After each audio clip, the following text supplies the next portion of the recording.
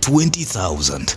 That's how many new voters have registered in Kenya 2 weeks after the IEBC relaunched its national voter registration drive. Out of a target of 6.3 million, barely a whisper of participation, especially from Gen Z, the generation that once flooded the streets, shook parliament, and forced a government to back down. The same youths who demanded justice in 2024 are now ghosting the ballot in 2025.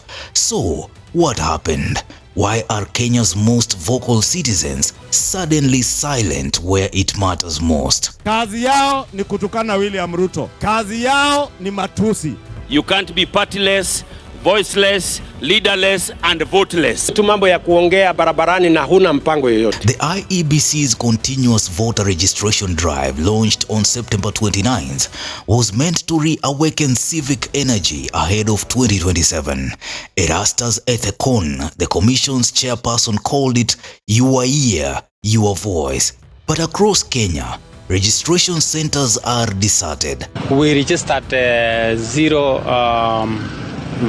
We didn't register anybody yesterday.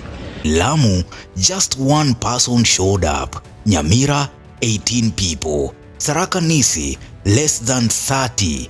And the numbers are consistent. Millions of eligible young Kenyans aren't even showing interest. Despite the IEBC's public appeals, even its voter education director Joyce Ekwam pleading for the youth to leave social media and show up, Gen Z seems to have already decided Kenya's democracy is not worth their queue. Let us start with the obvious. You can't register without a national ID, and that's where the first wall appears. For many young Kenyans turning 18, getting an ID feels like applying for a visa to Mars. Long queues, lost forms, endless bureaucracy, and sometimes, as critics like Kivutha Kibwana put it, deliberate suppression of youth participation. And then there's this fallacy that keeps being played that not many Kenyan young people are coming out to register. Let me tell you, what we are going through is we have just relaunched continuous voter registration. It is not the enhanced voter registration. Continuous simply means that for almost a year plus, we've not been having registration at the various registration centers. If you look at the statistics of the last times when we had the continuous voter registration, which is supposed to be an everyday event, IEBC was recording even 3 people in a week, in a county, 3 people. Now if you're telling me they're recording 7,000 in a week, then it means to me, as compared to the previous statistics, more and more Kenyans are willing. What we need to be asking of IEBC at this particular point, having put a pause. In 2022, up to 4 million young Kenyans couldn't vote because they lacked IDs. Today, that bottleneck remains. And for those who have IDs, registration is restricted to 291 constituency offices, open weekdays only.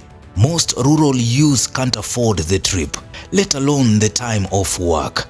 Even Nairobi MP James Gakuya admits economic and logistical barriers are keeping youth away from democracy. But even for those who can register, the question remains, why bother?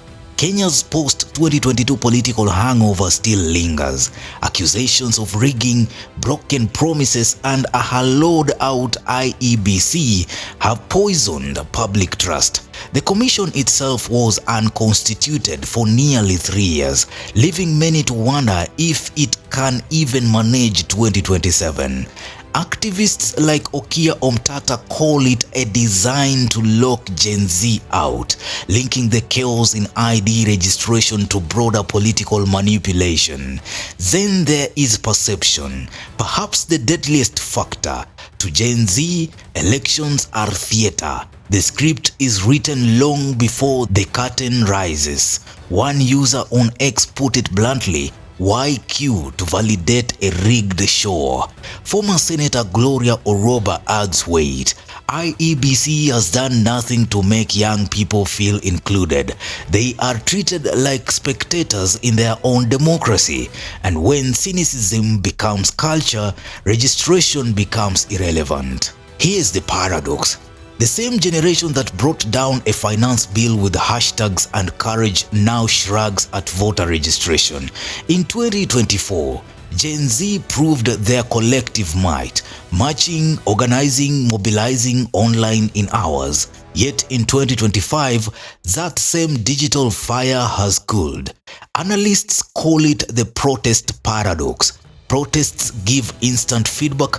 A minister resigns, a bill collapses, a hashtag trends. But elections, they take patience, bureaucracy, endurance. And to Gen Z, that feels outdated, like dial-up internet in a 5G world. IEBC messaging hasn't helped either. Budget cuts worth over 870 million Kenyan shillings have crippled the voter registration, outreach and mobilization. Roadshows are gone, campus drives cancelled.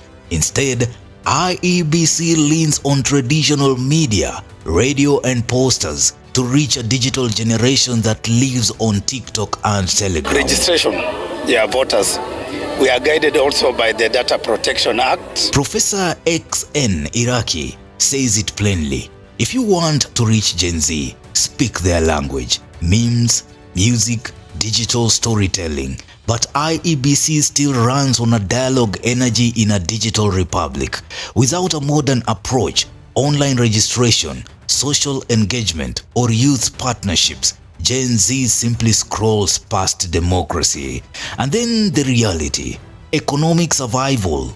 With unemployment hovering near 35% for youth, the average Kenyan aged 20 to 30 years is hustling, not registering. For the longest time on voter registration, and now resumed it. They should have not started with continuous voter registration. They should have immediately launched an enhanced voter registration drive that goes deep into the villages, because the continuous voter registration is done at the constituency manager's office, which in some locations, the distances involved, you are asking someone to move or even to travel more than even 40 kilometers to access that constituency voter registration center. But in enhanced voter registration, IEBC will be at a local shop, will be at a local church, will come to even a funeral, a wedding, to engage with the people at the grassroots level to register them. Then you will be able to say, these numbers are not adding up or they're adding up. The government's new Nyota Fund, marketed as empowerment, launched the same week as the voter drive. Critics like Babu Owino call it strategic distraction, claiming it trades empowerment for loyalty. Gen Z sees it differently. Politics is noise, while rent is real. In Lamu, where only one person registered, an 18-year-old fisherman summed it up. Ballots don't buy bread. That line might just define a generation. If the trend continues, Kenya could enter 2027 with the youngest, most vocal generation silenced by choice. That silence would reshape national politics for years. A democracy without youth is a democracy on borrowed time. Former Interior Minister Fred Matiang'i warned recently, registering to vote is not a favor to the system. It is a test of civic maturity. Gen Z proved they can organize revolutions. The next test? Institutionalizing that energy through the ballot. Otherwise, they risk becoming the most powerful generation that never used its power. Gen Z, your protest was loud enough to change laws, but the ballot is where you change history. The question is, will you show up? Newsroom, Maisha TV, Bushabi Jr.